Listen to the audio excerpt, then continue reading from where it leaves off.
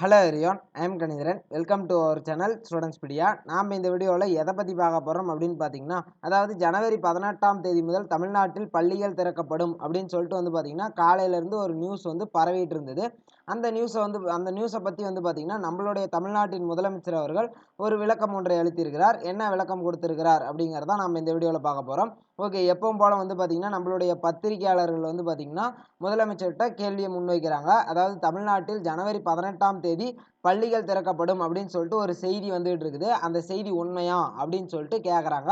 அதுக்கு பார்த்தீங்கன்னா நம்மளுடைய தமிழ்நாட்டின் முதலமைச்சர் என்ன பதில் சொல்கிறார் அப்படின்னு பார்த்தீங்கன்னா, நாங்கள் இது வரைக்கும் பள்ளிகள் திறப்பு பற்றி எந்த முடிவுமே எடுக்கலை, பெற்றோர்கிட்ட கருத்து கேட்டிருக்கிறோம். அந்த கருத்தின் அடிப்படையில் நாங்கள் பள்ளிகள் திறக்கிறத குறித்து முடிவு செய்வோம் அப்படிங்கிற மாதிரி சொல்லியிருக்காரு. அதாவது பார்த்தீங்கன்னா ஜனவரி 18ஆம் தேதி ஸ்கூல் ரீஓப்பன் அப்படிங்கிறத நாங்கள் இன்னும் கன்ஃபார்மே பண்ணலை. அதாவது நாங்கள் ஸ்கூல் ரீஓப்பன் பற்றியே இன்னும் பேசலை, பெற்றோர்கிட்ட கருத்து கேட்டிருக்கிறோம். அந்த கருத்து வந்ததுக்கப்புறம் நாங்கள் அது குறித்து முடிவு செய்வோம் அப்படிங்கிற மாதிரி சொல்லியிருக்காரு. ஓகே, இதுதான் நியூஸு. ஓகே, பாய், தேங்க்யூ.